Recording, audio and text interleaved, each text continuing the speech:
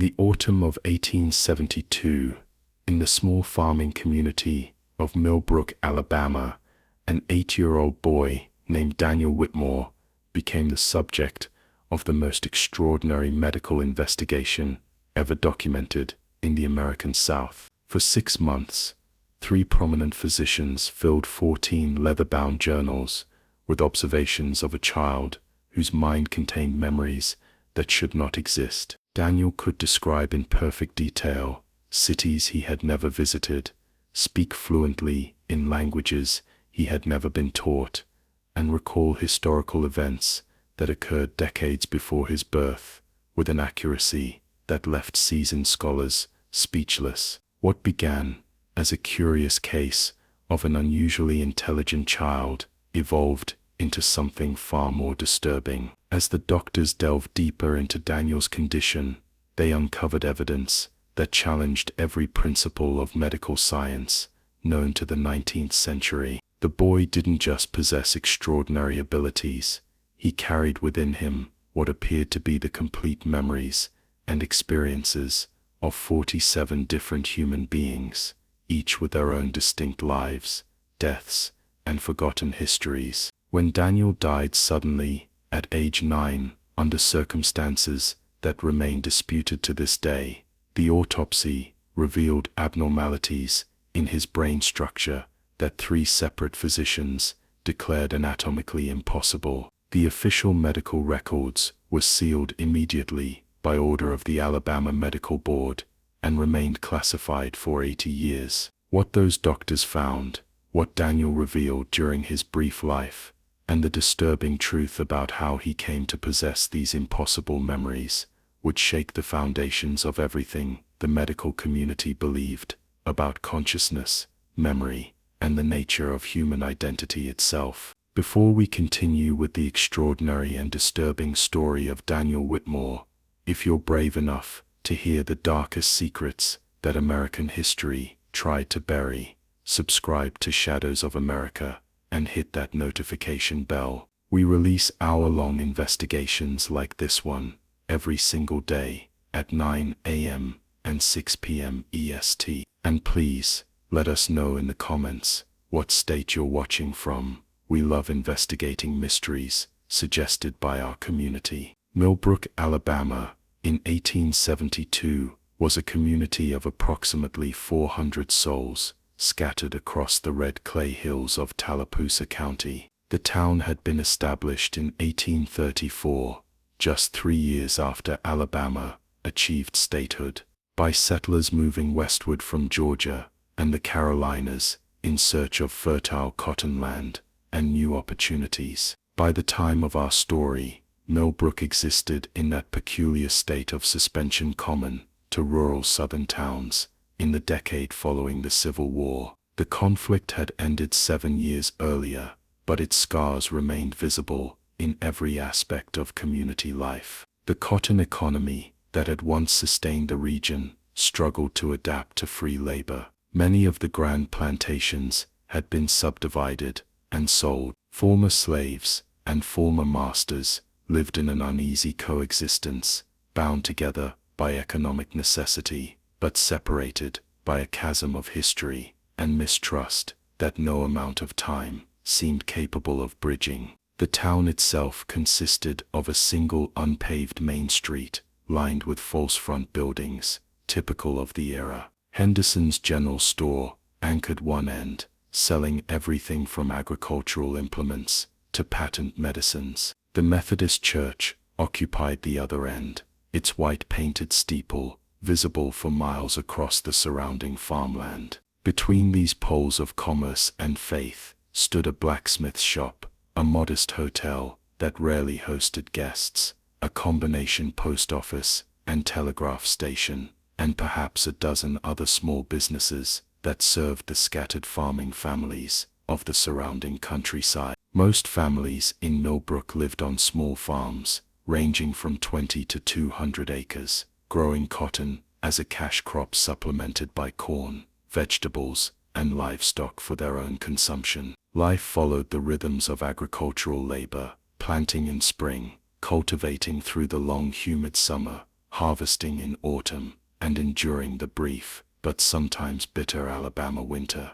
while preparing for the cycle to begin again. The Whitmore family had arrived in Millbrook in 1863, during the darkest days of the war, purchasing a modest 40-acre farm from a widow whose husband and 3 sons had all died at the Battle of Shiloh. Thomas Whitmore, the family patriarch, was a carpenter by trade who had avoided military service due to a childhood injury that left him with a pronounced limp. His wife Margaret was a quiet, devout woman known throughout the community for her skill with herbal remedies and her willingness to sit with the sick during their final hours. The couple had married young in their native Virginia and had spent the first 10 years of their marriage unsuccessfully trying to conceive a child. Margaret had suffered 3 miscarriages and 1 stillbirth before the doctors in Richmond told her that she would likely never carry a child to term. The couple had resigned themselves to childlessness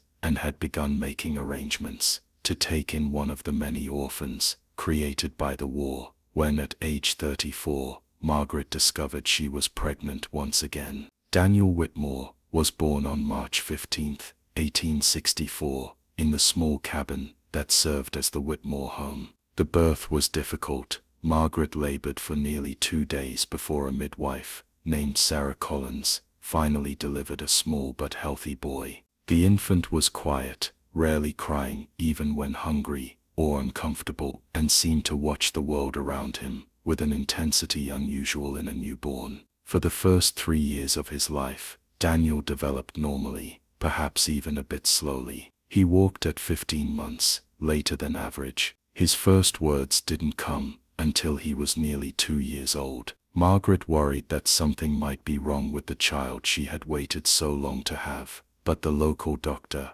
an elderly physician named Amos Fletcher, assured her that some children simply developed at their own pace. Everything changed 3 weeks after Daniel's 3rd birthday. Margaret would later tell the story hundreds of times, always in the same careful detail, as if by precise repetition she could somehow make sense of what had happened. It was an ordinary April morning in 1867. Thomas had left before dawn to help a neighbor repair a barn damaged in a spring storm. Margaret was in the kitchen, preparing breakfast, while Daniel played quietly on the floor with a set of wooden blocks his father had carved for him. She heard him speaking and assumed he was engaging in the sort of imaginative play common to young children. But something about the tone of his voice made her pause and listen more carefully. Daniel wasn't speaking in the simplified language of a 3-year-old. He was speaking in complete complex sentences, using vocabulary and grammatical structures far beyond his years. The problem with the Henderson contract, Daniel was saying to his wooden blocks, is that they've underestimated the transportation costs from Mobile. If we factor in the rail fees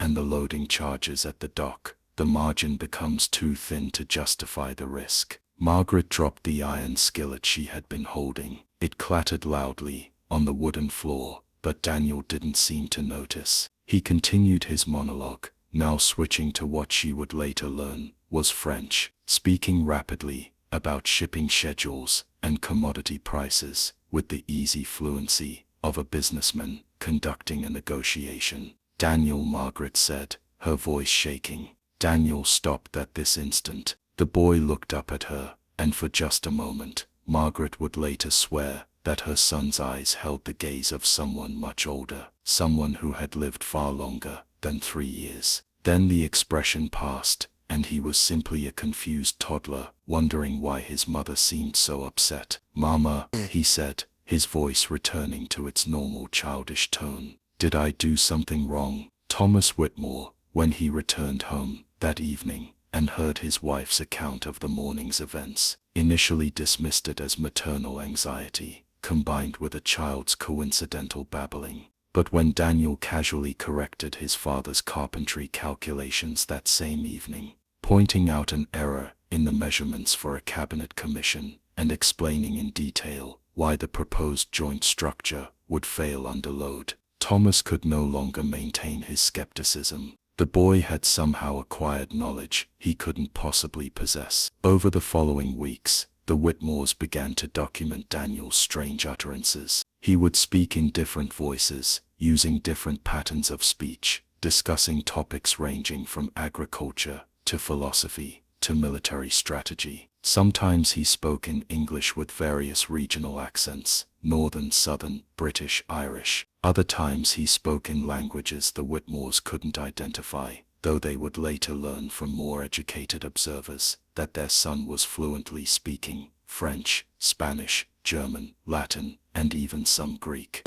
Most disturbing were the moments when Daniel would describe events from the past as if he had personally witnessed them. He could recount battles from the Revolutionary War with the detail of a participant.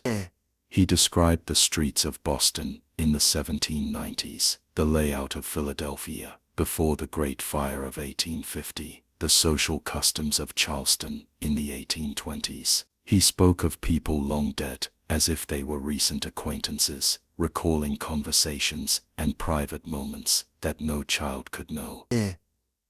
Thomas and Margaret initially tried to keep Daniel's condition secret, fearing that the community would react badly to what they themselves didn't understand.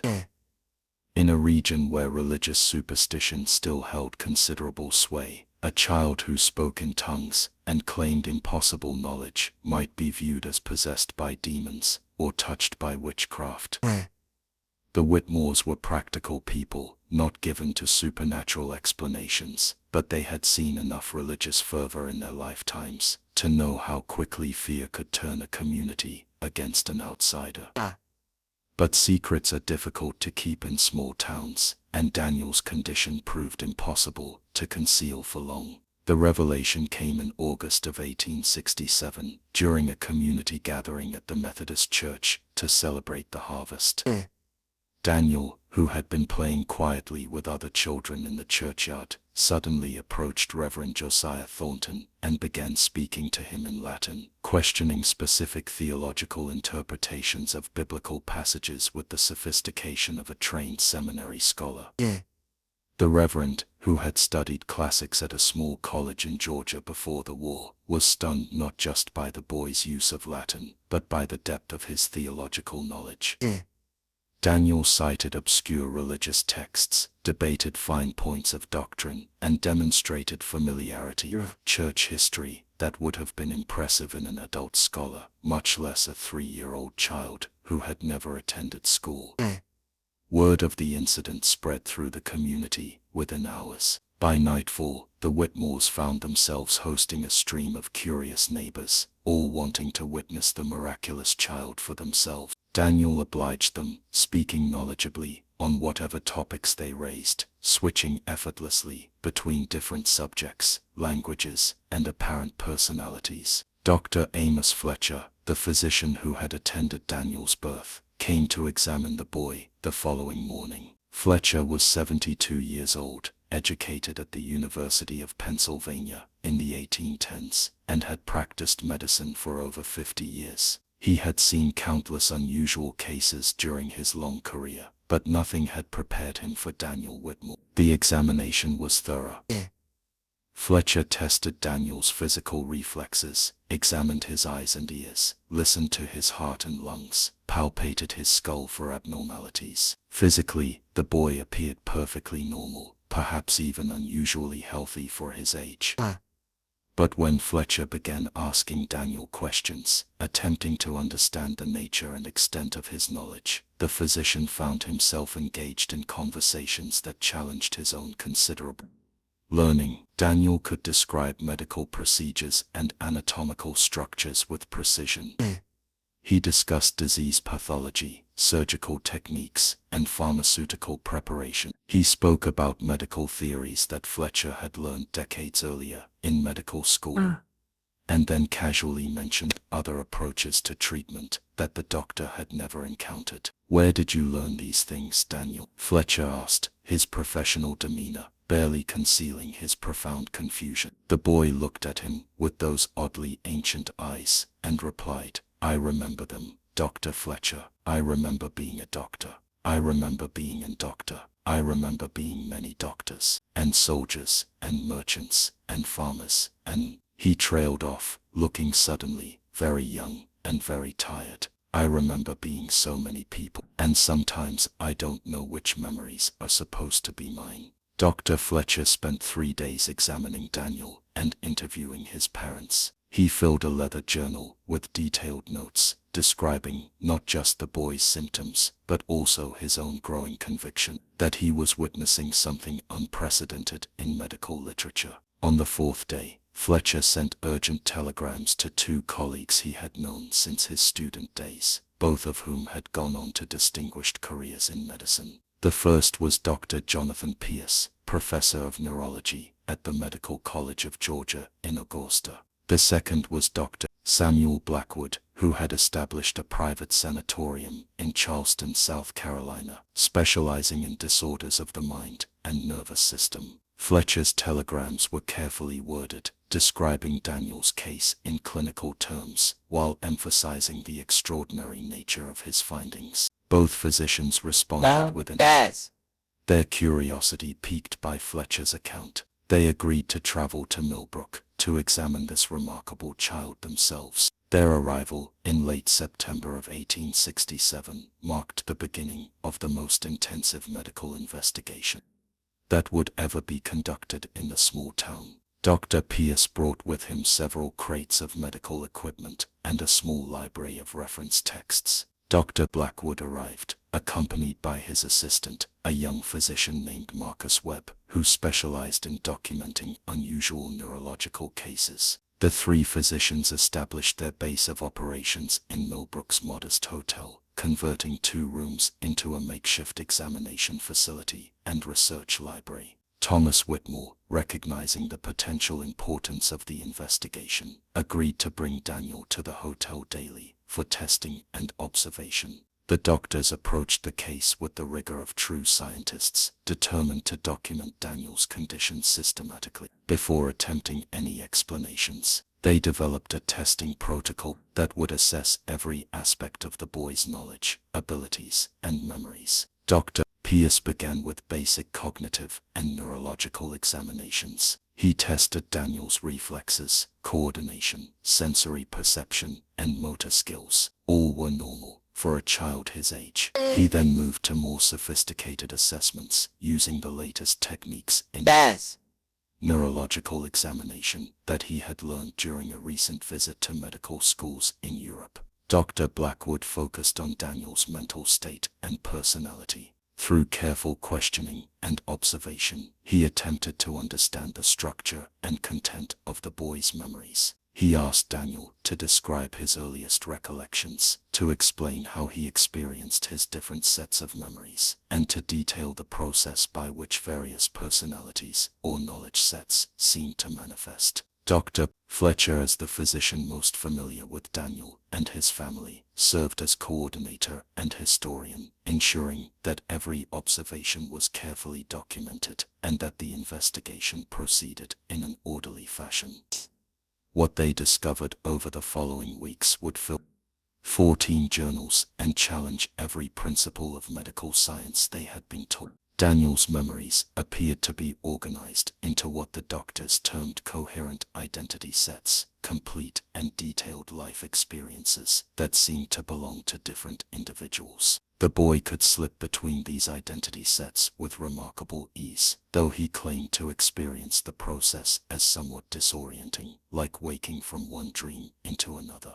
The identity sets varied dramatically in their content and characteristics. Some appeared to belong to educated, sophisticated individuals, doctors, lawyers, merchants, scholars. Others represented simpler lives, farmers, laborers, soldiers. Several were women, which Daniel found particularly confusing since his physical body was male. A few appeared to be children, though even the child identities possessed knowledge and experiences beyond what would be expected for their apparent ages. To test the authenticity of these memories, Dr. Pierce devised a series of experiments. He would ask Daniel to describe specific historical events, then verify the accuracy of his descriptions through reference texts and historical records. In case after case, Daniel's accounts proved remarkably accurate, including details that would be difficult or impossible for a young child in rural Alabama to have learned through normal means. For example, Daniel provided a detailed description of the 1849 cholera epidemic in Charleston, South Carolina, including the locations of specific hospitals, the names of treating physicians, the progression of symptoms, and the social response to the outbreak.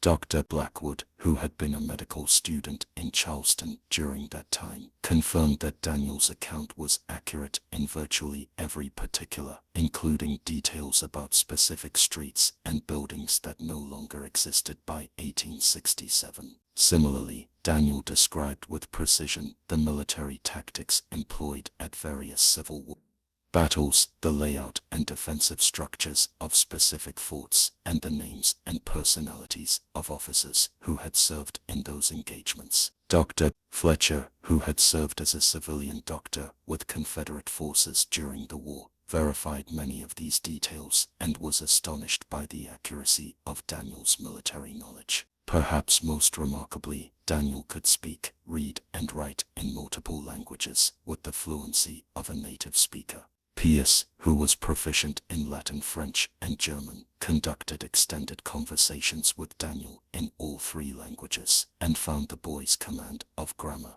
vocabulary, and idiom to be virtually flawless. The doctors also documented something they found deeply disturbing. Daniel appeared to remember the deaths of at least 47 different individuals. He could describe, often in graphic detail, how each of these people had died. Some had died of disease, cholera, consumption, fever. Others had died violently, in battle, in battles, in accidents, by murder. A few had died peacefully of old age. When asked how he could remember dying, Daniel struggled to explain the experience. It's like falling asleep, he said during one session with Dr. Blackwood. Everything gets dim and far away, and then it's dark, and then I'm someone else, somewhere else, and everything is different. The implications of this statement were profound and troubling. If Daniel's memories were genuine, if he truly carried within him the life experiences of 47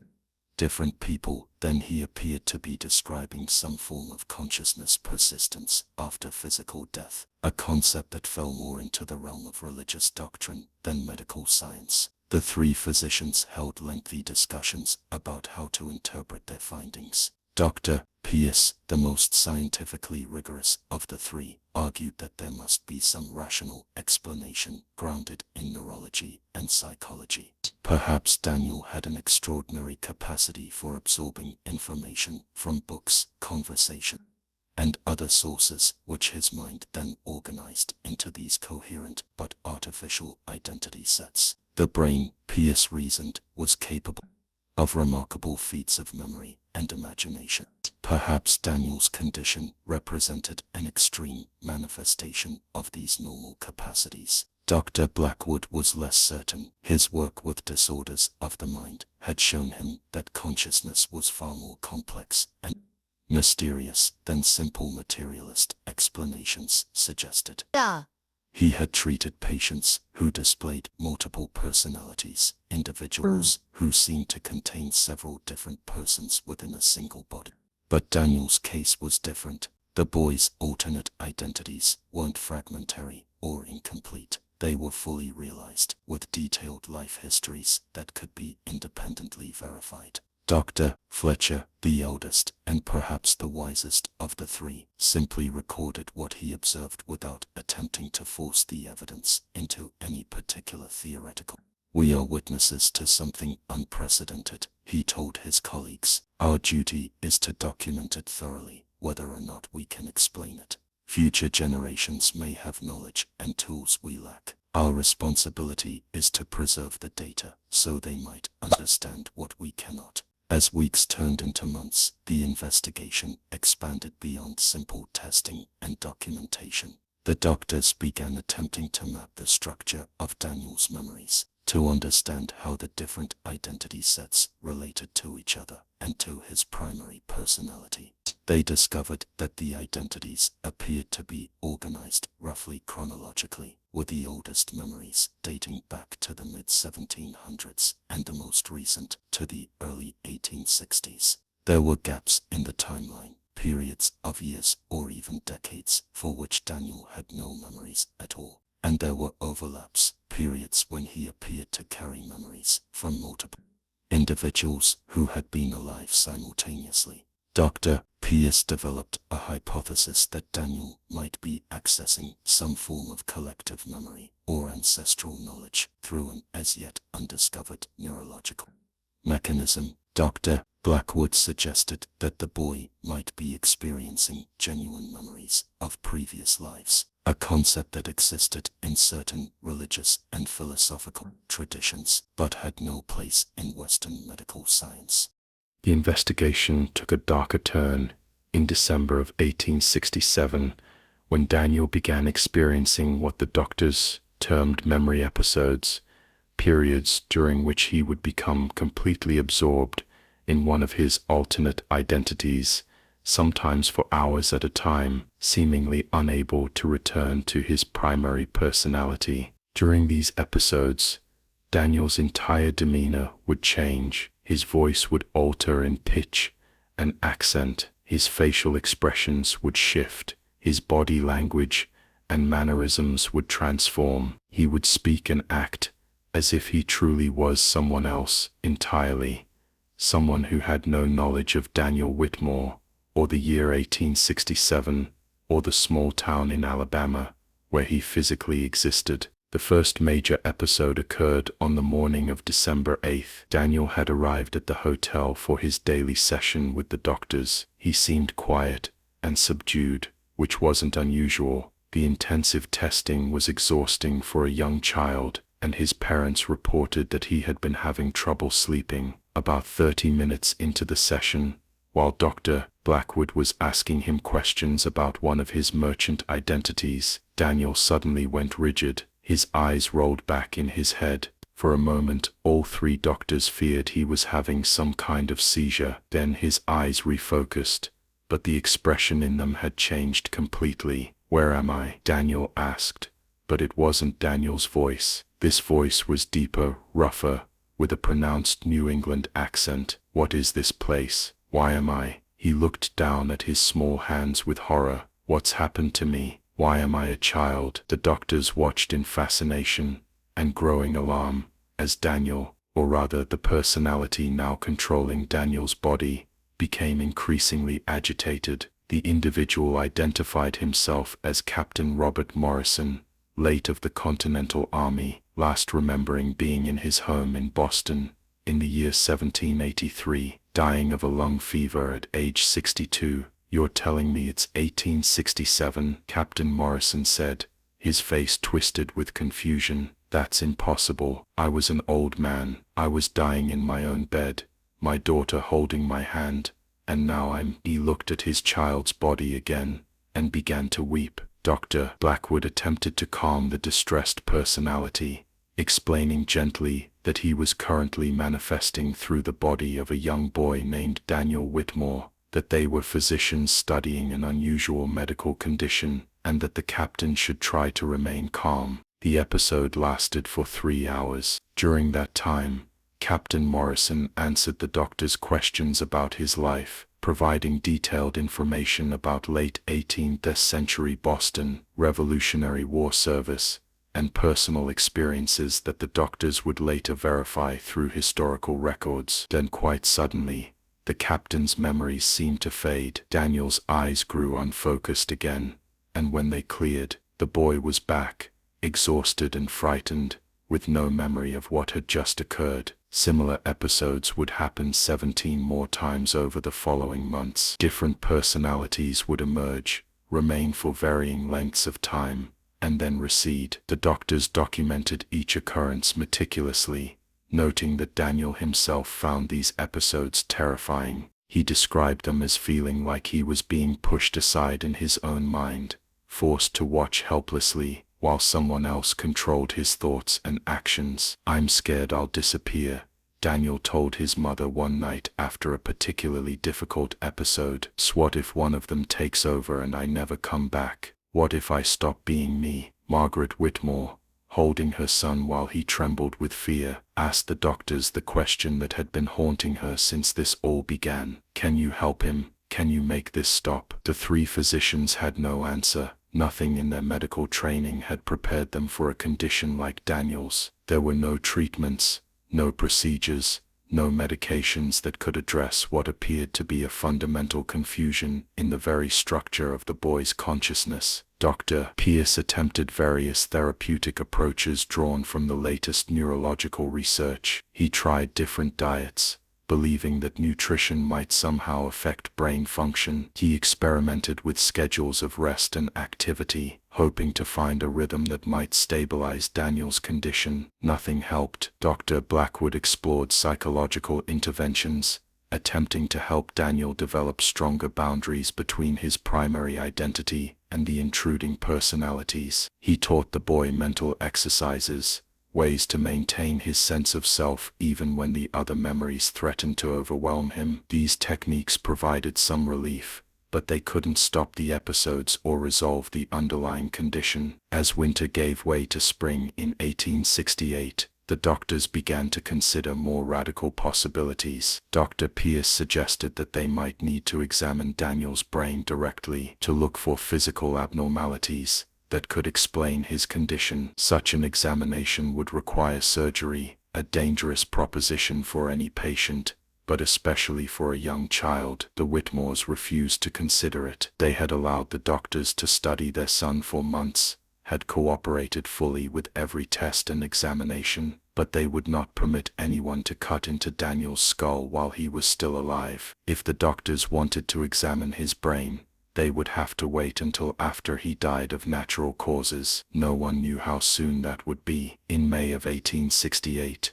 Daniel began experiencing severe headaches. At first they were occasional, easily treated with willow bark tea and rest, but over the following weeks, the headaches became more frequent and more intense. Daniel would wake in the middle of the night, screaming in pain, clutching his head as if trying to prevent it from splitting apart. Fletcher prescribed various pain medications, but nothing provided more than temporary relief. The headaches were often accompanied by nosebleeds, sometimes so severe that Daniel would lose consciousness from blood loss. His parents began keeping constant vigil, terrified that each headache might be the one that would kill their son. The personality episodes increased in frequency as well, sometimes occurring multiple times per day. Daniel began losing time, finding himself in places with no memory of how he'd gotten there, discovering that hours or even days had passed while one of his alternate identities had been in control. The doctors intensified their documentation efforts,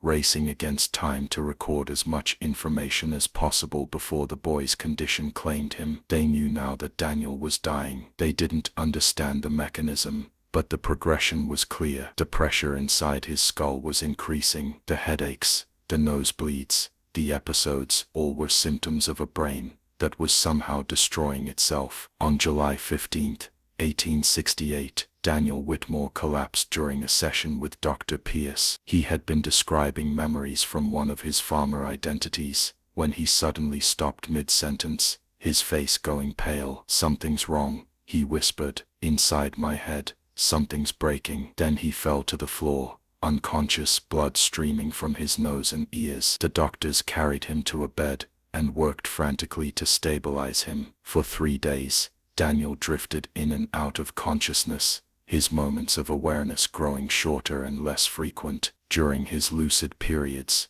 different personalities would surface, speak a few words, then fade back into the darkness. It was as if all 47 identities were trying to say goodbye, each emerging briefly for a final moment of recognition before being submerged forever. Thomas and Margaret Whitmore kept vigil at their son's bedside, holding his small hands, singing the hymns he had loved before his mind became a battlefield of competing memories. They prayed for a miracle, for some divine intervention that might save their boy, but in their hearts, they knew the end was near. On July 18, 1868, at 4:17 in the morning, Daniel Whitmore died. He was 4 years and 4 months old. His final words, spoken in a child's voice that had somehow carried the memories of 47 lives, were heartbreaking in their simplicity. "Mama, I'm so tired. Can I rest now?" If this investigation into one of medicine's most baffling cases is giving you chills, share this video with someone who loves dark mysteries. Hit that like button to support our channel,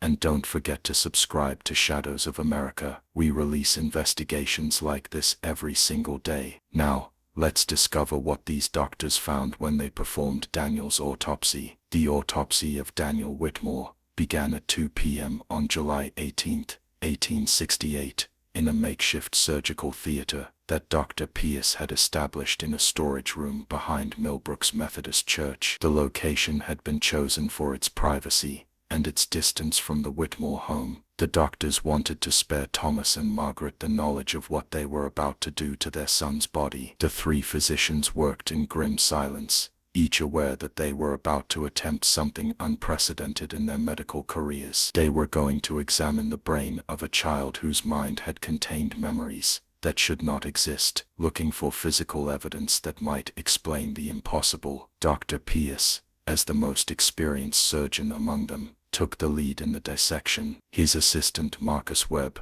documented everything with detailed sketches and written descriptions. Doctors Blackwood and Fletcher observed, occasionally offering comments or suggestions, but mainly watching to see what secrets Daniel's small body might reveal. The external examination showed a child who appeared healthy apart from his brain condition. Daniel's body was well nourished, properly proportioned, showing no signs of disease or physical abnormality. But when Dr. Pierce made the first incision and began to remove the skull cap, he immediately noticed something wrong. The bone was wrong, not just unusually thick or thin, but structurally different in ways that Pierce couldn't initially articulate. The density was inconsistent, with some areas as hard as stone and others almost spongy. The sutures where different skull plates should have been firmly joined showed unusual patterns of fusion and separation. "This isn't normal bone growth," Pierce said, his voice tight with confusion. "It's as if the skull had been remodeled multiple times,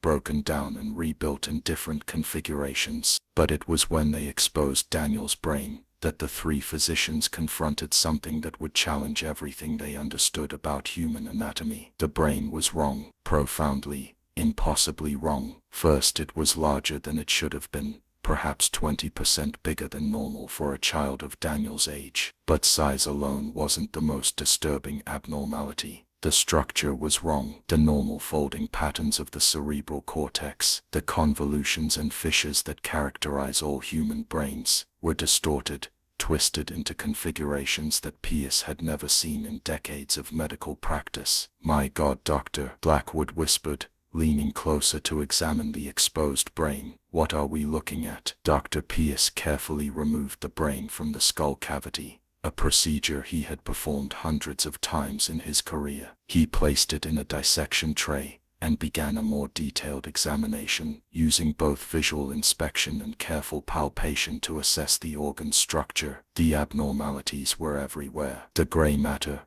which should have been uniform in color and texture, showed distinct regions of discoloration. Some areas were darker than normal, almost black. Others were paler, nearly white. The boundaries between these differently colored regions were sharp and distinct, as if someone had painted the brain in sections using different shades. Dr. Fletcher, using a magnifying glass to examine the surface of the brain more closely, made another disturbing discovery. "There are markings here," he said, his voice shaking slightly. "Patterns in the tissue itself. Look at this region. It's almost like writing." The 3 doctors crowded around, their professional skepticism warring with what their eyes were showing them. There, in the tissue of Daniel Whitmore's brain, were patterns that looked disturbingly like symbols or letters, not in any language they recognized, but definitely organized, definitely intentional, definitely not a natural formation. Dr. Pierce made careful incisions, beginning to section the brain into slices so they could examine its internal structure. What they found with each cut became progressively more disturbing. The internal architecture of the brain was completely atypical. The normal divisions between different brain regions, the clear separation between cortex and subcortex, between white matter and gray matter, were blurred or absent entirely. Instead, the brain seemed to be organized into distinct zones that didn't correspond to any known anatomical structure. It's as if his brain had been partitioned, Dr. Blackwood said, struggling to find words for what they were observing, as if different regions had been set aside for different purposes, different identities. They counted 47 distinct zones in Daniel's brain, 47 regions of tissue that appeared to be structurally separate from each other, each with its own unique patterns of discoloration, its own distinctive cellular architecture, 47 identities, 47 sets of memories, 47 zones in the brain. The correlation was impossible to ignore, and it was impossible to explain. Dr. Pierce attempted to preserve samples of brain tissue from each of the 47 zones, carefully labeling them and placing them in sealed jars of formaldehyde. He hoped that future researchers, perhaps with better equipment and more advanced knowledge, might be able to understand what he was seeing. But it was Dr. Fletcher who made the most disturbing discovery of all. Deep within the central structures of Daniel's brain, in the region near the hypothalamus and thalamus, "There's something here," Fletcher said quietly. "Something that shouldn't be here. Something that isn't tissue." The three doctors examined what Fletcher had found. It was a small structure, perhaps the size of a pea, located at what might be considered the exact geometric center of Daniel's brain. But it wasn't made of brain tissue. It wasn't made of any biological material they could identify. It was crystalline, smooth and dark, almost black, but with an inner structure that seemed to catch and refract light in impossible ways. When Dr. Pierce tried to cut into it with his scalpel, the blade wouldn't penetrate. The mysterious object was harder than bone, harder than tooth enamel, harder than anything that should exist in a human body. "What is this?" Marcus Webb asked, his voice barely above a whisper. None of the doctors had an answer. Dr. Pierce carefully extracted the crystalline object from the surrounding brain tissue. It came free easily, as if it had been simply resting there, rather than integrated into the organ. He placed it in a small dish, and all four men gathered around to examine it more closely. The object was roughly spherical, but with facets like a cut gemstone. Its surface was perfectly smooth, showing no tool marks or signs of manufacture, yet it was clearly not a natural crystal formation. When Pierce held it up to the light from the window, the interior seemed to glow faintly, and for just a moment, he could have sworn he saw something moving inside it, patterns shifting, rearranging, like thoughts made visible. This was in his brain, Dr. Blackwood said, stating the obvious because someone needed to say it out loud. This object was inside Daniel's head, and somehow I think this is connected to his condition. This might be the key to everything. They spent another hour examining the crystal, trying various tests to understand its properties. It was impervious to their scalpels and drills. It didn't react to acids or bases. When placed in water, it neither sank nor floated, but remained suspended in the exact center of the container, defying the normal laws of density and gravity. Most disturbingly, when Dr. Pierce held the crystal in his hand for more than a few moments, he began experiencing what he described as intrusive thoughts, memories that weren't his own, fragments of experiences from lives he had never lived. He quickly placed the crystal back in its container and refused to touch it again. The complete autopsy took 7 hours. By the time they finished, the sun had set, and the three physicians sat in exhausted silence around the dissection table, trying to process what they had documented. Dr. Pierce finally spoke, his voice heavy with exhaustion, and something that might have been fear. "Gentlemen, what we have found here, it cannot be explained by any medical science I know. The structural abnormalities in the brain, the partitioning of tissue into distinct zones, the markings that resemble writing,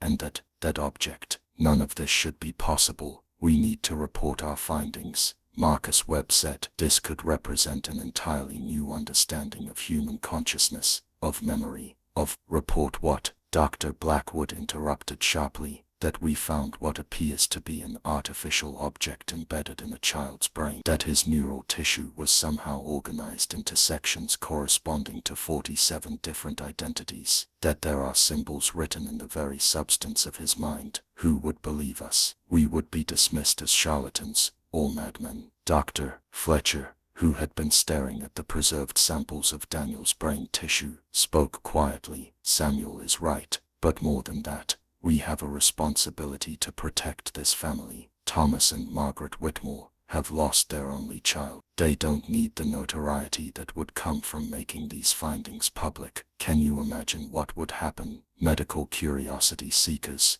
journalists, the simply morbid, all of them descending on Millbrook, disturbing this community's peace, turning Daniel's death into a spectacle. The four men sat in heavy silence, each wrestling with their professional duty to advance medical knowledge and their human obligation to protect a grieving family's privacy. Finally, Dr. Pierce made a decision that would seal Daniel's case away from medical history for the next 80 years. We will write a complete report of our findings, every observation, every measurement, every abnormality. We will include Marcus's illustrations and our preserved tissue samples, but we will seal this report and deposit it with the Alabama Medical Board under restricted access. Perhaps in the future, when medical science has advanced beyond our current limitations, someone will have the knowledge to understand what we have found. The others reluctantly agreed. They spent the next 3 days writing the most detailed medical report any of them had ever produced. They documented everything: the 14 journals filled during Daniel's life, the autopsy findings, the mysterious crystalline object, their theories and speculations about what might have caused the boy's condition. Dr. Pierce personally transported the sealed documents to the medical board in Montgomery, Alabama, with explicit instructions that the case files were not to be opened except by specific authorization from the board's chairman. The preserved tissue samples and the crystalline object were placed in a locked medical archive, where they would remain undisturbed for decades. Daniel Whitmore was buried in Millbrook's small cemetery on July 20th, 1860. The funeral was attended by most of the town's residents, many of whom had come to regard the strange boy with a mixture of fascination and affection. Reverend Thornton, who had been one of the first to witness Daniel's extraordinary abilities, delivered a eulogy that carefully avoided mentioning the true nature of the boy's condition. Daniel Whitmore was a child touched by mystery, the Reverend said, standing over the small coffin. He carried within him knowledge beyond his years, memories that defied explanation. Whether this was a gift or a burden, only God knows. But we who knew him, who witnessed the gentleness of his spirit despite the confusion of his mind, we know that he was a child deserving of love, and now deserving of peace. Thomas and Margaret Whitmore placed a simple headstone at their son's grave. Daniel Whitmore, 1864 to 1868. Now I rest. The three physicians left Millbrook shortly after the funeral. Dr. Pierce returned to his teaching position in Georgia, Dr. Blackwood to his sanatorium in Charleston, and Dr. Fletcher resumed his country practice in Alabama. They maintained correspondence for several years, occasionally discussing Daniel's case in carefully coded letters, but none of them ever published their findings or spoke publicly about what they had witnessed. Marcus Webb, Dr. Pierce's assistant, had been most deeply affected by the investigation. He had been young, just beginning his medical career, and the Daniel Whitmore case had shaken his faith in the materialist understanding of consciousness that dominated medical thinking. 3 years after Daniel's death, Webb resigned from medical practice and entered a seminary, seeking answers to questions that science seemed unable to address. Before leaving medicine, Webb made one final entry in his personal journal, dated September 15, 1871. I have spent 3 years trying to understand what we found in Daniel Whitmore's brain. I have read everything I can find on neurology, on consciousness, on memory. I have consulted with colleagues across the country. None of it helps. The truth is that Daniel's condition suggests possibilities that our science is not prepared to accept, that consciousness might persist beyond death, that memories might be transferable between individuals, that the brain might be capable of storing far more than the experiences of a single lifetime. But if these things are true, if Daniel truly carried within him the memories of 47 different people, then we must ask the most disturbing question of all: how did those memories get there? How did a child born in 1864 come to possess detailed recollections of lives lived decades or even centuries earlier? I can think of only two possibilities, and both are deeply troubling. Either Daniel was somehow able to access memories stored in some universal consciousness, some repository of human experience that exists outside individual minds, or those 47 people whose memories he carried never truly died. Their consciousness, their essential selves, somehow found their way into Daniel's brain, trapped there, unable to move on to whatever comes after death. If the latter is true, then Daniel Whitmore was not a medical miracle. He was a prison, holding captive the souls of 47 people who should have been at peace. And when he died, when his brain could no longer sustain the burden of all those lives, what happened to them? Were they finally released, or did they die a second time, erased completely from existence? I pray I never know the answer. For 80 years, the case of Daniel Whitmore remained hidden from the medical community and the public. The sealed documents in the Alabama Medical Board archives gathered dust, seen only by a handful of archivists who had no idea of the extraordinary findings they contained. The crystalline object found in Daniel's brain remained in its preservation jar, locked in a medical storage facility in Montgomery. The preserved tissue samples slowly degraded despite the formaldehyde, their unusual structures gradually breaking down into unrecognizable masses. Thomas and Margaret Whitmore never fully recovered from their son's death. They remained in Millbrook for another 5 years, but the community that had once felt like home now held only painful memories. In 1873, they sold their farm and moved to Texas, seeking a fresh start, far from the place where they had lost their miraculous, tragic son. Margaret lived until 1889, dying at age 59 from complications of influenza. Her final words, spoken to a nurse attending her, were, "Tell Daniel the phone, tell him Mama's coming, and he won't be alone anymore." Thomas survived his wife by 6 years, dying in 1895 at age 62. He never remarried, never spoke publicly about Daniel, and carried his grief silently until the end. He was buried next to Margaret in a Texas cemetery, hundreds of miles from the small grave in Alabama where their son rested. Dr. Amos Fletcher continued practicing medicine in rural Alabama until his death in 1880 at age 82. He never spoke about the Daniel Whitmore case to anyone outside the small circle of physicians who had been involved in the investigation.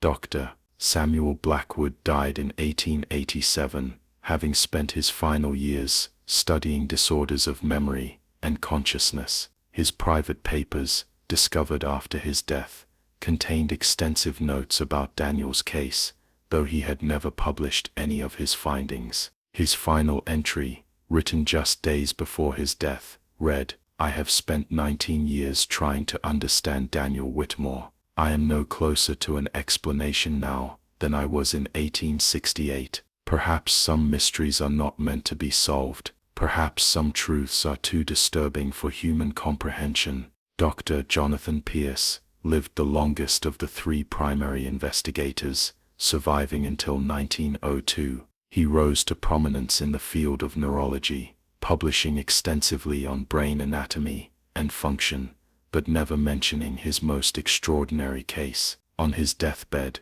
he reportedly told his son, "I once examined a child whose brain should not have existed, according to everything I know about human anatomy. That case taught me that our science, for all its progress, has barely scratched the surface of understanding human consciousness. We are children playing with concepts we cannot grasp." The sealed documents remained undisturbed until 1948, when a medical historian, named Dr. Patricia Ashford, was researching 19th century neurological cases for a comprehensive history she was writing. While reviewing the catalog of sealed cases in the Alabama Medical Board archives, she came across a brief notation: Whitmore, Daniel, 1864 to 1868, multiple personality manifestation with severe neurological complications, sealed by order of examining physicians Pierce, Blackwood, and Fletcher, authorization required for access. Intrigued by this cryptic description, Dr. Ashford petitioned the medical board for access to the files. After 6 months of bureaucratic delay, her request was granted. In January 1949, she became the first person in 80 years to read the complete documentation of Daniel Whitmore's case. What she found shocked her so profoundly that she initially questioned whether the documents were authentic or some elaborate hoax. The detailed descriptions of a 4-year-old child possessing the memories of 47 different people, speaking multiple languages, describing historical events with eyewitness accuracy, it all seemed impossible. But as she reviewed the careful documentation, the multiple physician observations, the detailed autopsy findings, and the preserved brain tissue samples that still existed in the archives, Ashford realized that this was no hoax. 3 respected 19th century physicians had documented something that challenged the fundamental understanding of human consciousness and memory. Most disturbing were the autopsy photographs and illustrations showing Daniel's brain structure. Ashford was a trained neurologist, familiar with normal brain anatomy and with various pathological conditions. Nothing in her education had prepared her for the images she saw: a brain structurally organized into distinct zones, tissue showing pattern-like markings, and the descriptions of the mysterious crystalline object found at the brain's center.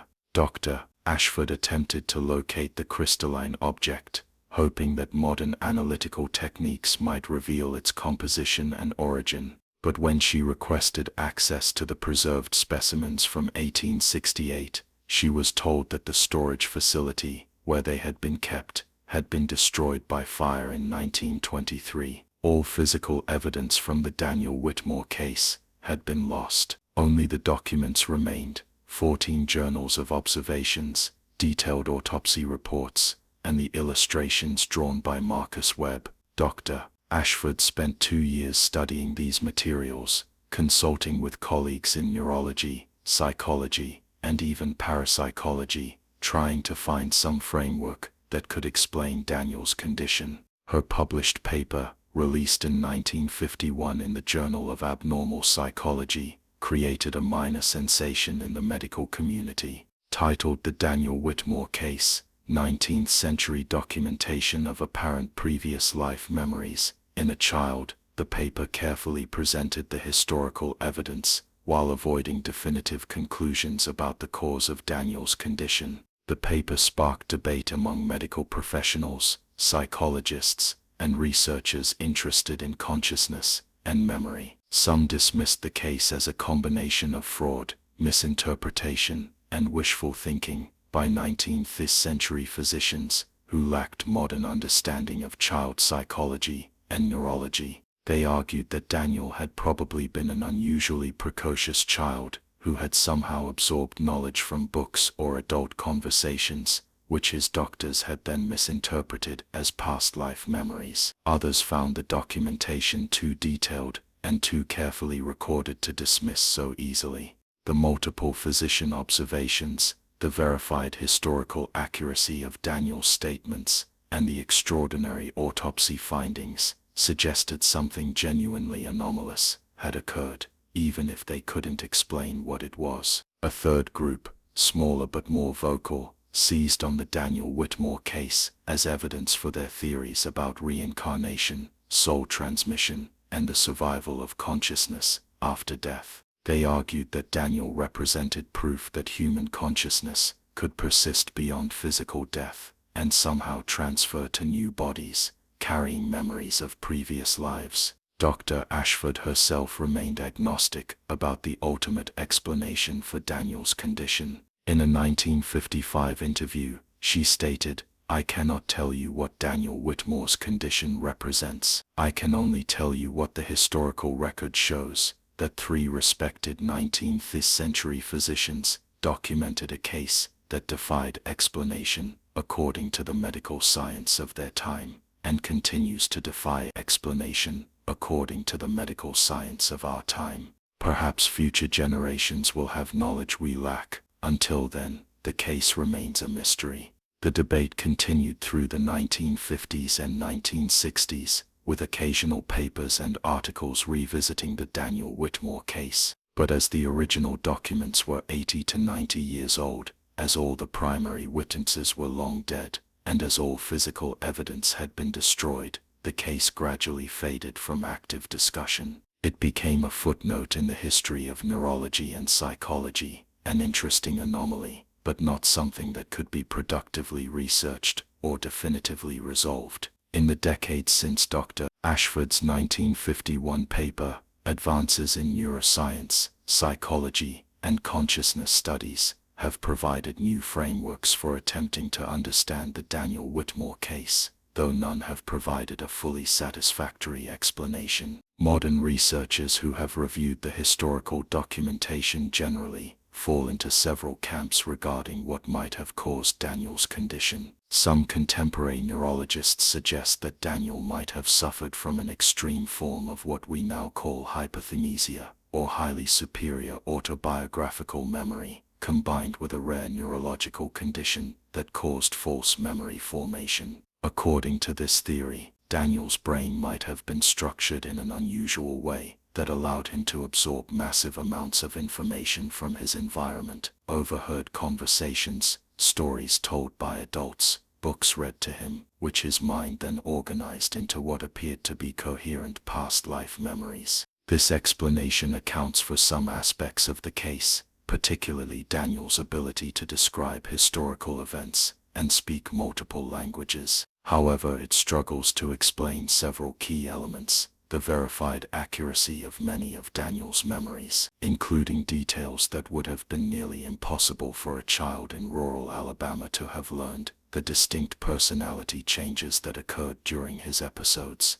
and most especially, the extraordinary autopsy findings showing a brain structure unlike anything seen before or since. Psychologists working in the field of dissociative identity disorder have suggested that Daniel might have represented an extreme case of what was once called multiple personality disorder. According to this framework, severe early trauma, perhaps related to his difficult birth or early childhood experiences, might have caused Daniel's consciousness to fragment into multiple distinct personalities, which then absorbed and organized information from his environment into coherent identity sets. This explanation accounts for the personality episodes and the sense of different individuals inhabiting Daniel's mind. However, like the neurological hypothesis, it struggles with the verified historical accuracy of many of Daniel's memories, and the autopsy findings showing physical partitioning of his brain tissue.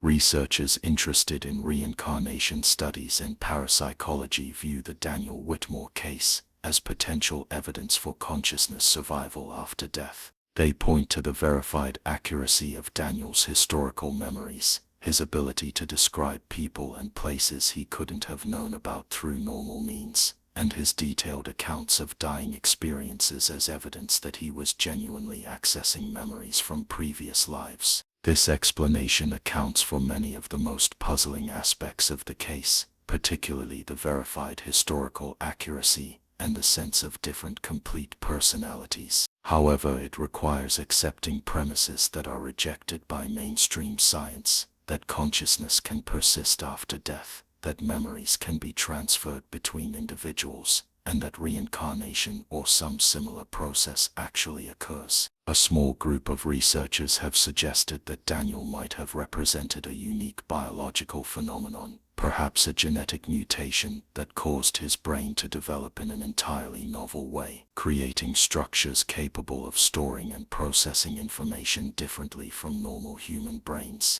The mysterious crystalline object found during the autopsy might have been some kind of calcified biological structure that played a role in this unusual information processing. This explanation takes seriously the physical autopsy findings and attempts to ground them in biological processes, even if unprecedented ones. However, without the physical specimens to study, lost in the 1923 fire, this hypothesis remains impossible to test or verify.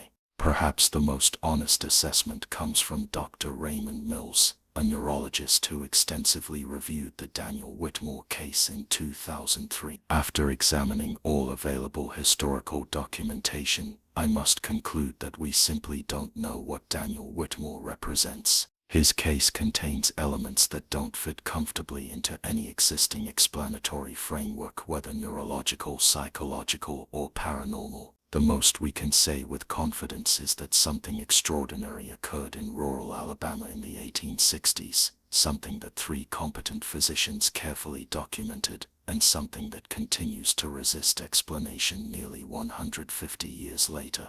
The story of Daniel Whitmore raises profound questions that extend beyond the specific details of his case. If Daniel genuinely carried within him memories from 47 different people, it challenges our understanding of how memories are formed, stored, and accessed. Are memories simply electrochemical patterns in individual brains, or might they exist in some form that can be transferred between individuals? Could there be some biological or even quantum mechanism that allows information to persist and transfer in ways we don't yet understand? The personality episodes Daniel experienced, periods when he seemed to become completely inhabited by different individuals, raise disturbing questions about the relationship between consciousness and physical identity. Are we truly singular beings, or might consciousness be more fluid and transferable than we assume? When Daniel became Captain Morrison, or one of his other identities, what happened to his primary personality? Was it suppressed, or did it somehow coexist with the intruding consciousness? If we take seriously the possibility that Daniel's alternate identities represented genuine memories from deceased individuals, we must confront uncomfortable questions about death itself. What does it mean for consciousness to remember dying? If these 47 people's memories somehow ended up in Daniel's brain, did they experience some form of post-death existence before that transfer occurred? And when Daniel died, did those memories die a second time, or did they move on to yet another destination? The Daniel Whitmore case demonstrates both the power and the limitations of scientific investigation. 3 skilled physicians carefully documented extraordinary findings, but they had no framework for understanding what they observed. Even today, with vastly more advanced neuroscience and technology, we still cannot definitively explain Daniel's condition. This should humble us regarding claims of comprehensive scientific understanding. How many other mysteries exist at the edges of our knowledge, waiting for frameworks that don't yet exist? Perhaps the saddest aspect of Daniel's story is the burden he carried. A child of 4, possessed of memories from 47 lifetimes, unable to simply be a child. He didn't ask for his condition, he experienced it as a source of confusion and fear, not enlightenment or blessing. When he asked his mother if he could rest, he was expressing the exhaustion of a consciousness stretched far beyond its natural capacity. The case raises ethical questions about how we respond to individuals who carry unusual burdens, whether neurological, psychological, or of some other nature. Daniel was studied extensively, which gave us the documentation that preserves his story. But was that study helpful to him? Did it ease his suffering, or simply satisfy scientific curiosity? The physicians involved seemed genuinely concerned for Daniel's welfare, but they ultimately had no treatment to offer, no way to relieve the burden he carried. The true story, or the story inspired by true events depending on which interpretation one accepts, of Daniel Whitmore remains one of the most enigmatic cases in the history of American medicine. Whether we view him as a neurological anomaly, a psychological marvel, evidence of paranormal phenomena, or simply a mystery that defies categorization, his brief life raises questions that continue to resonate. In a small cemetery in Millbrook, Alabama, there is a simple headstone marking the grave of a child who died in 1868. Visitors who know the story sometimes leave small tokens, stones, coins, flowers, as if honoring not just one life but 48. For in that grave rests not only Daniel Whitmore, who lived 4 years, but perhaps also the final resting place of Captain Robert Morrison, and the merchant from Charleston, and the doctor, and the farmer, and all the others whose memories lived briefly again in a confused child's mind, before finding whatever peace death ultimately provides. "Now I rest," reads the inscription on his stone. Whether that rest came to one soul, or to 48, whether it represents the end of consciousness, or transition to something beyond, we cannot know. We can only hope that Daniel Whitmore, and whoever or whatever shared his brief existence, finally found the peace that had eluded them in life. What do you think about this case? Could Daniel have genuinely carried memories from past lives, or is there a medical explanation we haven't yet discovered? Could something like this happen today? Leave your theories in the comments below. If you found this investigation compelling, make sure to subscribe to Shadows of America. We release hour-long documentaries like this one every day at 9 a.m. and 6 p.m. EST, uncovering the darkest secrets that American history tried to bury. Hit that like button, share this video with someone who loves historical mysteries, and let us know what state you're watching from. Tomorrow, we'll investigate the case of identical twins in 1885 Texas, who appeared to share a single consciousness across 2 bodies. What doctors discovered challenged everything they knew about human neurology. The past is never truly buried, it's just waiting in the shadows.